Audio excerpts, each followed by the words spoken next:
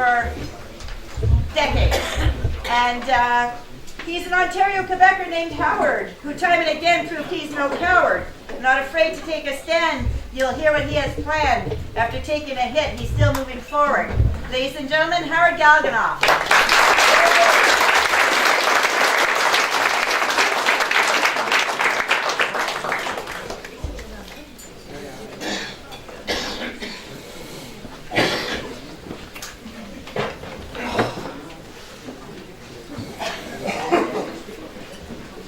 I was promised a microphone. Well, no, I wasn't. The easiest thing in the world for a politician to do is say yes. Yes, let's screw over the majority English speakers because it's the right thing to do. And because we're the majority, it shows that we're generous. Or yes, let's tax the crap out of the people who work the hardest to give to the people who work the least. Because, well, you're rich or you've got something, it's the right thing to do. The hardest thing for someone to say is no.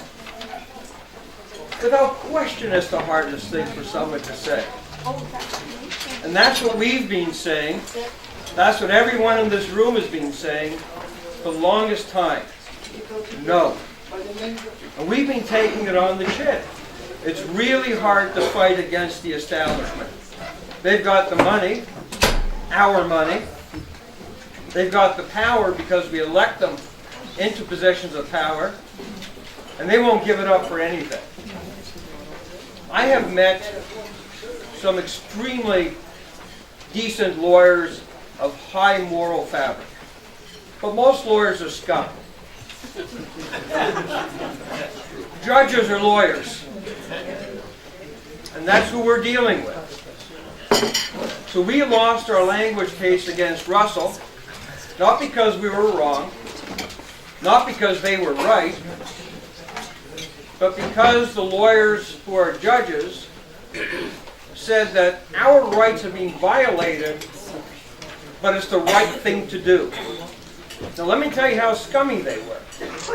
They didn't even go to Section 1, which is the notwithstanding clause. They just said it's the right thing to do, based on nothing. The Court of Appeal said the exact same thing as the Superior Court. It's the right thing to do, even though we took away the rights and freedoms of the majority. It's the right thing to do. The Supreme Court of Canada decided not even to hear this case, even though the Russell decision violated all of the Supreme Court's jurisprudence. They didn't want to hear this case. They didn't even say it's the right thing to do. They didn't give us an explanation. They just decided it's not worthy of the highest court of the land. So now, no one really knows. But until it's challenged again somewhere else, if it can be challenged again, forced bilingualism is the law of Canada. So how do we say no? Where do you go when all of your venues have been closed to you? You can't go to the politicians because they don't want to know. In our very first attempt to pass a resolution standing up for Canada's rights and freedoms, our Charter of Rights and Freedoms, in South Stormont, my member of Parliament, Guy Lauzon, said he can't come to the vote on the resolution because it's not his mandate, because it's too controversial. Imagine a member of Parliament sworn to protect our Charter of Rights and Freedoms who says that our rights and freedoms are too controversial. So forget the politicians, and the higher up you go, forget them the most. So we go to the courts because we were born and raised to believe in justice. In 1982, Trudeau gave us the Charter of Rights and Freedoms by taking away our rights and freedoms. So where do we go? So we went to the Ottawa Superior Court, where a French activist judge came up with the first ruling. Sure, you lost your rights and freedoms, but don't worry about it. It's the right thing to do. So he went to the Court of Appeals, where there was a demand for 3 bilingual judges. No reason. The entire case was heard in English, even though Jean-Serge over there and myself had agreed to hear it in French. We both speak French and English. It was heard only in English. But they demanded 3 bilingual judges because there'll be a proclivity towards bilingualism. Got wiped out 3-0. It takes courage to say no.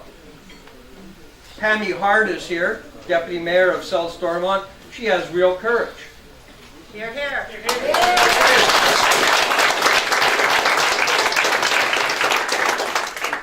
The Mayor of South Stormont, Brian McGillis, he showed real courage.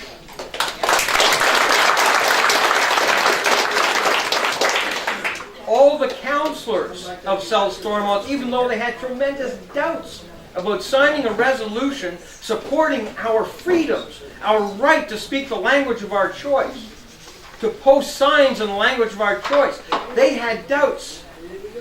But in the final moment, they had courage.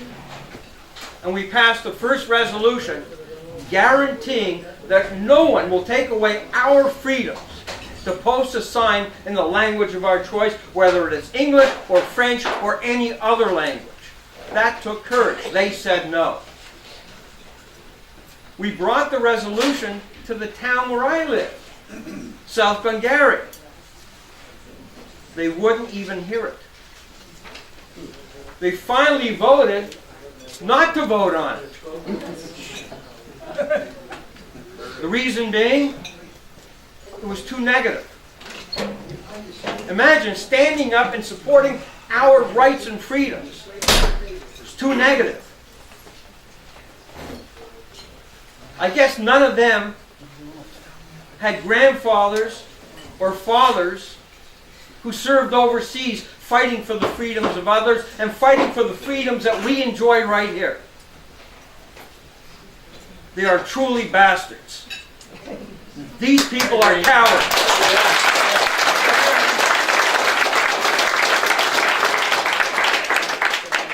These people are my definition of un-Canadian. And they have to be gotten rid of. We're not going to get rid of them by re-voting the same bad actors in over and over and over again, or going to the judges. It's not going to happen. So we took our fight for our resolution to other markets. We took it to Jocelyn, a little town up in the Sioux.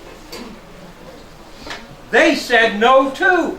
And they voted unanimously to make sure that our freedoms, their freedoms, the freedom of expression is guaranteed in a little town called Jocelyn.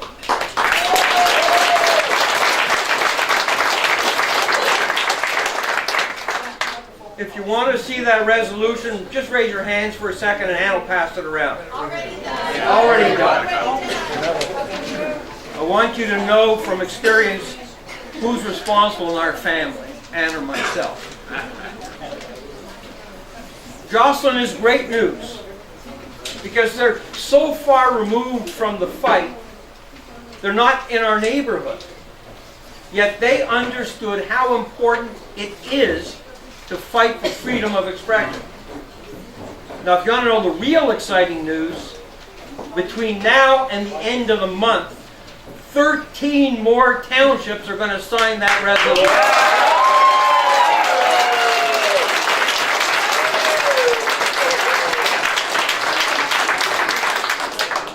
And by the time we're done, and I use the word we are done, we will get hundreds of townships right across Ontario to sign that resolution and shove it in the face of the politicians and the courts and Franco activists who want to take away our rights. Yeah!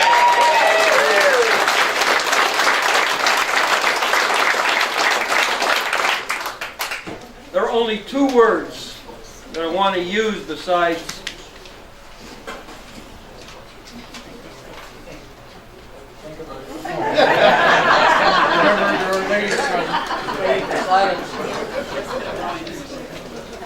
Happy St. Patrick's Day.